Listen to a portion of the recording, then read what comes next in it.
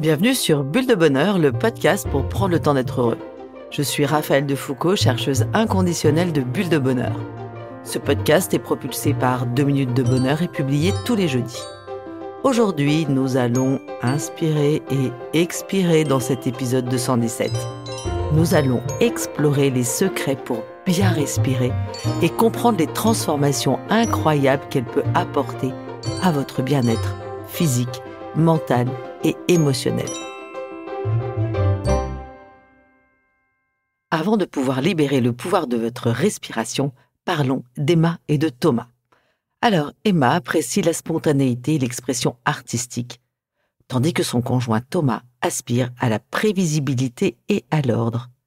Très vite, Thomas s'est plaint du manque de structure et du désordre, tandis qu'Emma de son côté se sentait incomprise, affirmant que la créativité était essentielle à son épanouissement. Après quelques disputes, ils ont décidé de s'abonner au parcours Un temps pour deux. Ils ont pu prendre du recul et ont trouvé leur équilibre. Ils ont planifié des activités ensemble, tout en laissant de la place à la spontanéité. Alors c'est trop sympa, ils m'ont remercié. Ils m'ont remercié parce que leur amour est plus fort et qu'il est forgé par la compréhension et la tolérance. Et vous qui êtes en couple, avez-vous suivi notre parcours Un temps pour deux ou vous êtes-vous inscrit à nos masterclass ?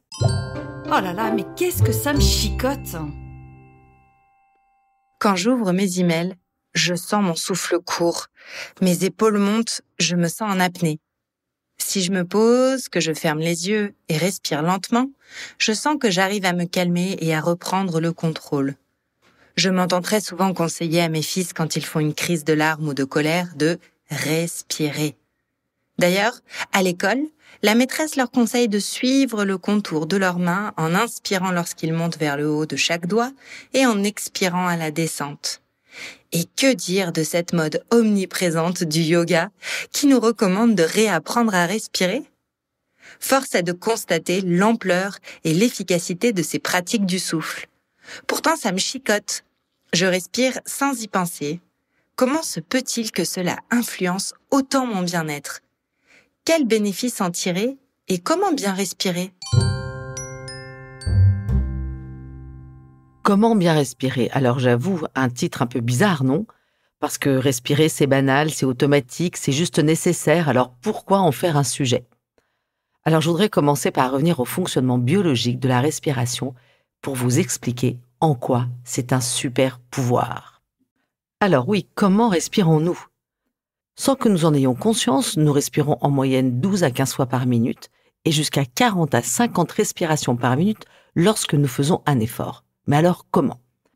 Alors comme vous le savez, l'air pénètre dans notre corps par l'entremise de la bouche et du nez, l'air inspiré apporte l'oxygène et nous rejetons du gaz carbonique. L'oxygène est l'énergie nécessaire au fonctionnement du corps avant qu'il n'expire les déchets. Ça se passe en 2 mouvements consécutifs, inspiration et expiration. Alors, pendant l'inspiration, nous retenons l'air poumon plein et à l'expiration, nous retenons les poumons vides en sachant qu'ils ne sont jamais totalement vides. Mécaniquement, c'est un sacré ballet musculaire qui se met en place au travers de cycles d'expansion et de contraction d'une série de muscles. Cependant, savez-vous que nous avons plusieurs options, que nous pouvons respirer avec plusieurs parties du corps ? Alors, on peut avoir d'abord la respiration claviculaire. C'est une respiration très haute. Elle engage les muscles secondaires de la respiration, ceux du cou. C'est un mode de respiration d'urgence. Si un danger ou une source de stress survient, la respiration s'accélère pour apporter un surplus d'énergie et réagir de façon adéquate à la menace.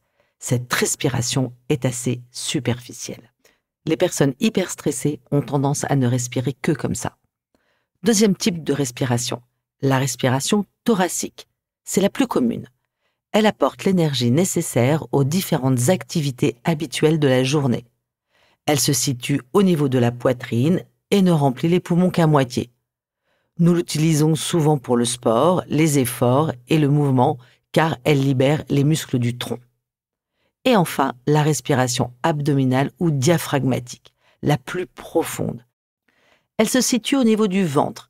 Elle remplit les poumons jusqu'à atteindre le diaphragme qui pousse les organes vers le bas pour faire de la place à l'inspiration. Le diaphragme est un grand muscle qui ressemble à un parapluie. Il prend quasiment tout l'espace de la cage thoracique et se situe sous les poumons et sépare le thorax de l'abdomen. Il est attaché à notre colonne vertébrale et à nos côtes. Son mouvement ressemble à celui d'un piston. Il s'ouvre et descend à l'inspiration, puis se ferme et remonte à l'expiration. La respiration diaphragmatique permet de bien remplir les poumons et aux organes de type viscère comme le foie ou les intestins d'être mobiles tout en limitant la mobilité des muscles abdominaux. C'est le mode de respiration du repos, de la détente et ça aide à réduire le stress. Lorsqu'il s'agit de respiration, tout est question d'équilibre. Donc, loin de moi l'idée de vous pousser vers l'une ou vers l'autre de ces options. C'est le fait de les connaître qui vous permettra de faire votre petit miel, comme on dit. Et vous savez ce qui est fabuleux? C'est que tout ça se passe sans que nous y pensions. C'est une fonction automatique, dite végétative. C'est-à-dire qu'elle assure automatiquement le bon fonctionnement de l'organisme et son adaptation à nos différentes activités ou à nos changements d'environnement. C'est aussi le cas de la circulation sanguine et de la digestion, par exemple. Ces fonctions vitales travaillent en permanence sans que nous en ayons conscience. C'est le si joliment nommé le silence des organes. Comme certains d'entre vous le savent peut-être, la respiration automatique est le fruit du travail du système nerveux autonome. Ce système nerveux autonome se divise en deux ailes. L'aile sympathique, qui existe pour préparer notre corps à réagir. Elle est héritée de notre passé, des mécanismes primaires de notre cerveau qui étaient alors orientés vers la survie. Nous vous en avions présenté dans l'épisode 128 « Je découvre les mécanismes primaires de mon cerveau ». L'aile sympathique s'active en cas de stress et déverse son flot d'adrénaline dans notre corps pour nous mettre en mode action de façon efficace. Elle déclenche une dilatation des pupilles, une accélération des battements cardiaques, une augmentation de la pression artérielle et elle ralentit d'autres fonctions moins nécessaires à la réaction comme la digestion. C'est dans ces moments que votre respiration s'accélère. Et il est d'usage de parler du mode fight ou flight, autrement dit, combattre ou fuir. Comme vous le voyez, dans les cas de stress, de temps en temps, on est en mode combat ou on fuit, et tout ça, c'est au détriment de la digestion. La deuxième aile du système nerveux autonome est l'aile parasympathique. Alors, elle est là pour contrôler les processus biologiques dans les situations ordinaires. Il est usage de parler du mode rest or digest, donc repos et digestion, qui nous renvoie bien à notre état détendu. Cette aile est connectée au nerf vague dont vous avez déjà pas mal parlé. Alors le nerf vague, rappelez-vous, c'est le nerf le plus long du corps humain. Il est surpuissant. Il contrôle à la fois tout un tas de processus biologiques de façon automatique, comme le cœur, les poumons ou encore les reins. Et il est responsable d'un truc un petit peu compliqué qui s'appelle la boucle de rétroaction qui renvoie des informations sensorielles des organes vers le cerveau. Et nous allons y revenir. Mais alors, ce système nerveux autonome n'est pas toujours très rationnel. Depuis les travaux de Stéphane Porges, docteur en neurosciences, nous savons que cette aile parasympathique est divisée en deux systèmes. Le système parasympathique dorsal qui génère une réaction d'immobilisation. Nous sommes donc sidérés devant un danger imminent. Le système parasympathique ventral qui régule notre système cardiaque et aussi beaucoup de nos muscles pour que nous puissions nous reposer, nous détendre, maintenir ou reprendre de l'énergie. Alors l'équilibre constant de ces deux branches s'appelle l'homéostasie interne normale du corps. Elle permet au corps de s'adapter constamment à la fois à son état interne, psychologique ou biologique, ainsi qu'aux stimuli extérieurs. Alors cet équilibre est souvent bien difficile à trouver, parce que de temps en temps, notre cerveau fait de mauvaises détections. Par exemple, la dernière fois, j'étais en réunion et je présentais 2 minutes de bonheur et j'étais contredite de façon un peu brutale. J'ai eu un peu le souffle coupé. Je n'ai pas réussi à retrouver une respiration normale et correcte pour répondre. Ma réaction a probablement été générée par mon système d'immobilisation parce que le système nerveux autonome avait capté une menace. Alors bien sûr, mon intégrité physique n'a pas été à risque, Cependant, si j'avais réagi rationnellement avec le renfort de mon cerveau, les choses se seraient passées sans doute tout à fait différemment.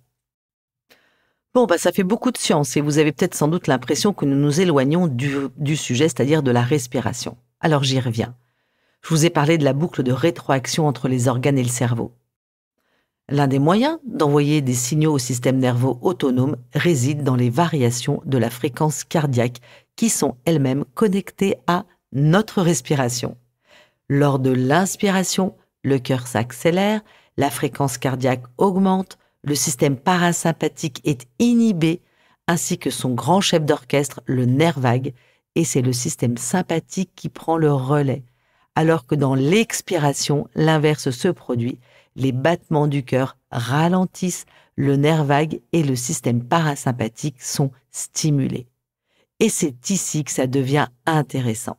Par notre respiration, nous avons le pouvoir d'influencer notre système nerveux et donc notre état physique et psychologique, et ainsi nous pouvons augmenter notre niveau de bien-être. Allez, je change de regard. Mais alors, comment bien respirer? Alors, tout d'abord, une bonne respiration mobilise le nez. La bouche est faite pour manger, le nez pour respirer. Et ce n'est d'ailleurs pas par hasard si vous avez 2 narines et une seule bouche. D'ailleurs, si vous pratiquez le yoga, vous savez que c'est un des premiers enseignements. En bref, la respiration nasale permet la production d'éléments qui facilitent le transport de l'oxygène dans le corps. Respirer par le nez, c'est aussi respirer un air purifié de ces éléments indésirables grâce aux poils qui tapissent nos muqueuses nasales. La respiration nasale est aussi souvent plus lente et plus calme. Alors je vous propose un petit exercice pour vous lancer. Lorsque vous faites une activité plus passive, qui vous demande un peu d'effort physique, comme par exemple regarder la télévision ou une série sur Netflix, mettez donc un ruban de scotch sur votre bouche. Vous allez pouvoir rééduquer votre corps à respirer par le nez si vous avez la fâcheuse habitude de respirer par la bouche. Deuxième précepte, adopter une bonne posture permet de bien respirer. La bonne respiration est horizontale. Généralement, nous avons tous le même défaut. Lorsque nous inspirons, nos épaules se soulèvent et notre torse se gonfle, alors que tout se devrait se passer au niveau du ventre. Tant pis pour le ventre plat, laissez votre souffle vous élargir et prendre toute sa place. Alors bien respirer suppose aussi de changer de posture. Nous passons la majorité de nos journées assis avec le dos affaissé. Or, cela nous prive de 40% de nos capacités pulmonaires selon une étude publiée en 2004. Cette posture empêche notre diaphragme de se déployer complètement. La bonne posture, bien droite, permet un alignement entre le plancher pelvien et la cage thoracique, puisque le diaphragme fait la liaison entre les deux. Pour ce faire, alignez la tête avec votre colonne vertébrale. Votre corps va automatiquement adapter le reste de la posture. Et une bonne respiration est aussi complète. Je vous invite à vous allonger sur le dos pour démarrer.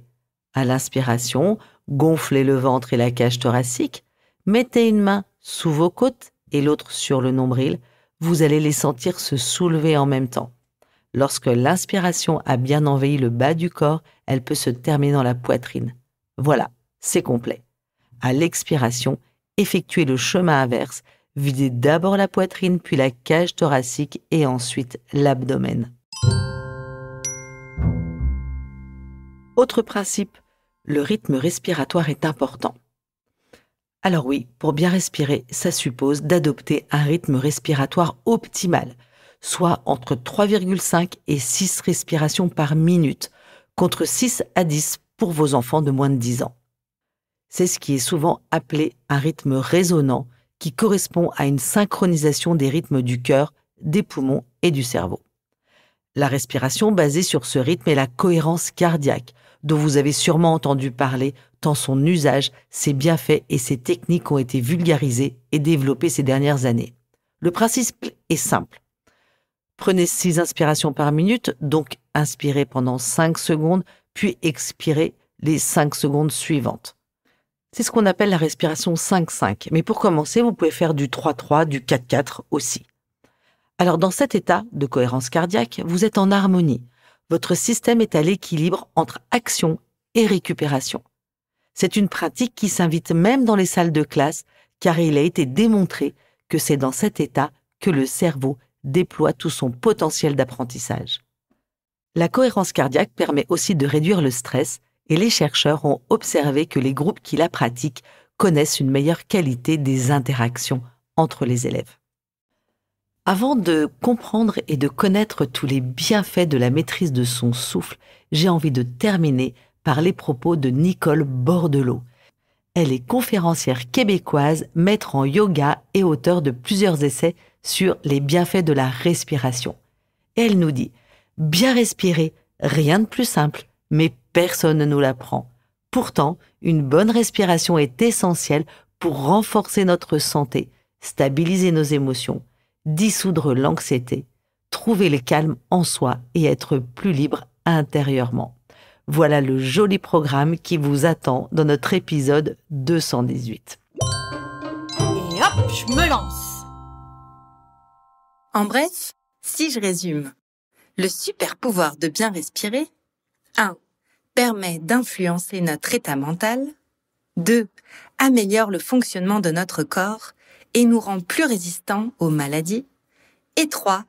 Réduit notre stress, améliore notre gestion des émotions et notre concentration. À vous de jouer, chers auditeurs. Cette semaine, la carte de 2 minutes de bonheur vous propose d'essayer la respiration alternée, une technique issue du yoga qui permet de calmer l'esprit. Assis confortablement, placez un doigt sur votre narine gauche et un autre sur votre narine droite. À l'inspiration, bloquez la droite et inspirez lentement par la gauche. Faites l'inverse à l'expiration. Renouvelez l'exercice pendant 5 à 15 minutes en alternant inspiration à gauche, puis à droite. Détente garantie.